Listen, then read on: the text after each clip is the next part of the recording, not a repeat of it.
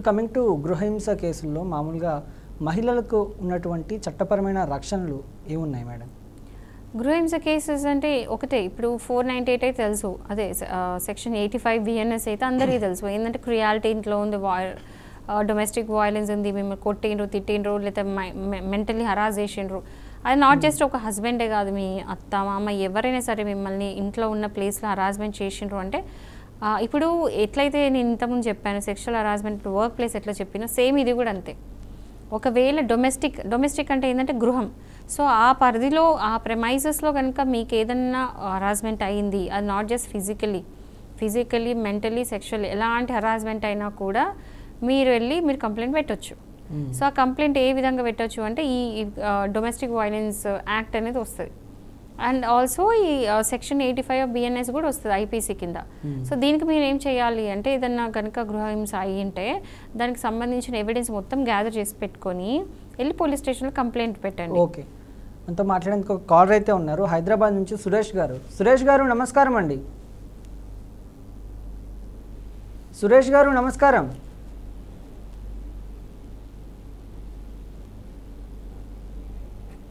మీరు డిస్కనెక్ట్ అయినట్టున్నారు, మీరు మళ్ళీ కూడా ప్రయత్నించవచ్చు.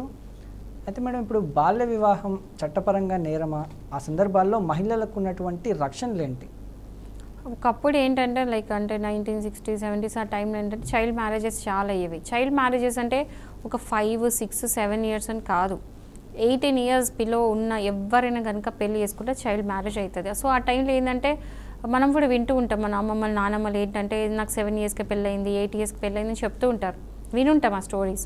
సో ఆ టైంలో ఏంటంటే ఆ ఏజ్లో పెళ్ళి చేసి పంపించేవాళ్ళు. బట్ ఆ ఏజ్ ఏంటంటే పెళ్ళికి తట్టుకునే అంత ఫిజికల్ ఫిట్నెస్ ఉండదు. అండ్ ఆల్సో వీళ్ళు ఏంటంటే ఒక ఏజ్ గ్యాప్ ఉంటుంది. ఇప్పుడు అమ్మాయి 8 ఇయర్స్ అంటే అబ్బాయి 25 ఇయర్స్ 30 ఇయర్స్ ఉండేవాడు.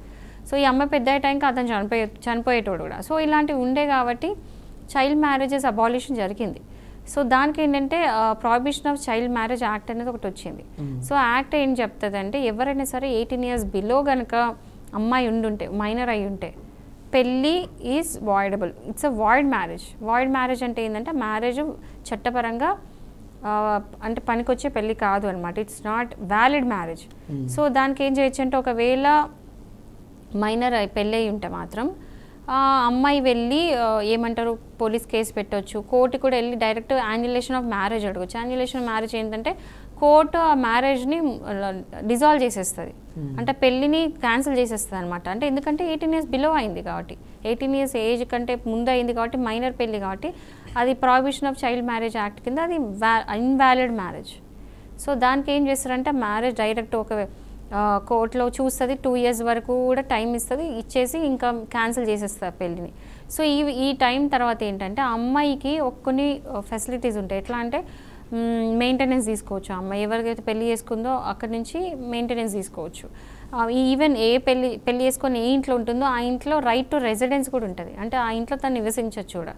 సో అంటిల్ అంటే ఆమె అంటే మేజర్ అయ్యే వరకు ఆమెకి రైట్స్ అన్నీ ఉంటాయి. అండ్ ఆల్సో ఒకవేళ ఆమె పెళ్ళి వద్దు ఇంకా క్యాన్సిల్ చేసుకోవాలనుకుంటే క్యాన్సిల్ చేసుకొని ఉండొచ్చు. తర్వాత ఫర్దర్ కూడా ఆమె ఎట్లా అంటే పెళ్ళి కానట్టే ట్రీట్ చేయబడతారు. సో తర్వాత ఫర్దర్ నెక్స్ట్ మ్యారేజ్ ఆమె చేసేసుకోవచ్చు మేజర్ అయినాక. సో ఇవన్నీ కూడా హక్కులు ఉంటాయి. ఎవ్వరు కూడా చైల్డ్ మ్యారేజ్ని ఎంకరేజ్ చేయకండి, బిలో 18 అస్సలు చేయొద్దు. అంటే చెప్పాలంటే మన సైడ్ అంత చాలా తక్కువ, బట్ కొన్ని ప్లేసెస్లో ఇంకా అవి నడుస్తూ ఉన్నాయి.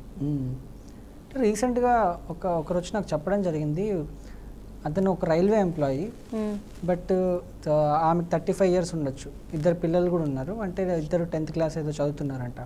అంటే ఇలాంటి సందర్భాల్లో ఆవిడ్ని ఇంట్లో నుంచి పంపించడానికి అండ్ ఆమెతో డివోర్స్ తీసుకోవడానికి ఆవిడ్ని పిచ్చిదానిలాగా చూపించడానికి ప్రయత్నం చేస్తున్నారు. అంటే ఎవరైనా ట్రిగర్ అయ్యి అరవడం ఏంటి, అలా కొంచెం ఆవేశంతో మాట్లాడతాం, ఇవన్నీ ఉంటాయి. ఆయన అవన్నీ రికార్డ్ చేసుకొని సమాజానికి ఈమె పిచ్చిది, అందువల్ల నేను విడాకులు ఇవ్వాలి, లేకపోతే అందువల్ల ఈమెను ఇంట్లో నుంచి పంపించేయాలి అన్నట్లు ప్రయత్నం చేస్తున్నారంట.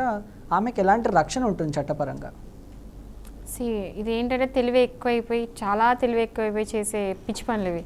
అంటే గ్రౌండ్స్ ఉంటాయి డివోర్స్ తీసుకోవడానికి, చాలా గ్రౌండ్స్ ఉంటాయి. అందులో ఏంటంటే ఒకవేళ ఐదర్ ఆఫ్ ద స్పౌసెస్ అంటే వైఫ్ కానీ హస్బెండ్ కానీ పిచ్చి ఉంటే ఒక గ్రౌండ్ అది.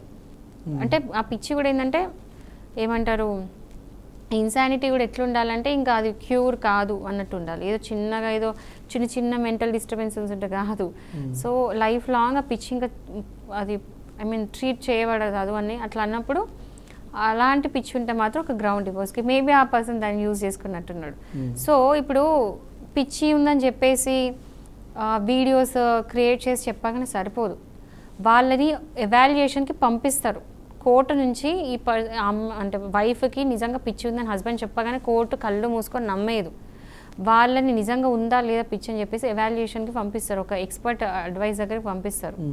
సో ఎక్స్పర్ట్ చూసి అంటే డాక్టర్ సైకాట్రిస్ట్ చూసి ఆమెకు పిచ్చి ఉందా లేదా అని నిర్ధారించిన తర్వాత అది కూడా ఏంది ఆ కోర్టు స్పెసిఫై చేసిన హాస్పిటల్లోనే ఆ డాక్టరే చెయ్యాలి. అది చేసిన తర్వాత చెప్తారు, అప్పుడు నిజంగా పిచ్చి ఉందన్నప్పుడు డివోర్స్ అవుతుంది. బట్ ఇట్లా ఉట్టిగా ఫేక్ కేసు పెడతా అంటే మాత్రం చట్టం అంటే అంత పిచ్చోళ్ళు ఎవరు లేరు ఇక్కడ, అంత ఏమంటారు అంత ఈజీగా బ్లైండ్గా ఎవరు నమ్మరు అక్కడ. ఈ కేసు ఎక్కడిదండి? ఎస్, అంటే నాకు తెలిసినటువంటి ఒక వ్యక్తి అడగడం జరిగింది. ఇంకొక కేసు కూడా ఉంది, బట్ ఇది ఆన్ స్క్రీన్ అడగచ్చో లేదో నాకు తెలియదు. ఒక మూఢనమ్మకాలకు సంబంధించినటువంటి కేసు. మామూలుగా భార్యకి దయ్యం పట్టింది, ఆమెకి లోపల దయ్యం ఉంది, బిహేవియర్ ఊర్లలో అంటే సిటీస్లో చాలా తక్కువ అయి ఉండొచ్చు, విలేజెస్లో చాలా ఎక్కువ ఉంటుంది. కావాలని ఆమెని దయ్యం పట్టిందని కొట్టడం అది ఇదని చెప్పేసి మనకు కూడా ఒక కాల్ చేయడం జరిగింది పశ్చిమ గోదావరి నుంచి. ఆవిడ పేరు నేను రివీల్ చేయదలుచుకోవట్లేదు. ఇట్లా క్రియేట్ చేసి మా బంధువులందరూ నాకు దయ్యం పట్టిందని ఎవరెవరినో పిలుచుకొచ్చి నన్ను కొట్టించడం ఇలాంటివన్నీ చేస్తున్నారు, ఏం చేయాలి, నాకు ఎవరు తెలియదు, ఎక్కడికి వెళ్ళాలి, ఎక్కడ కంప్లైంట్ ఇవ్వాలని అడగడం జరిగింది. సో ఇలాంటి సందర్భాల్లో ఆవిడ ఎక్కడికి వెళ్ళి కంప్లైంట్ ఇవ్వాలి, ఇదంతా ఈ మూఢనమ్మకాన్ని ఆవిడ ఎలా ప్రూవ్ చేసుకోవాల్సి ఉంటుంది కోర్టు దగ్గర? అంటే పిచ్చి పలు రకాలు అంటారు కదా, అట్లుంది ఇది.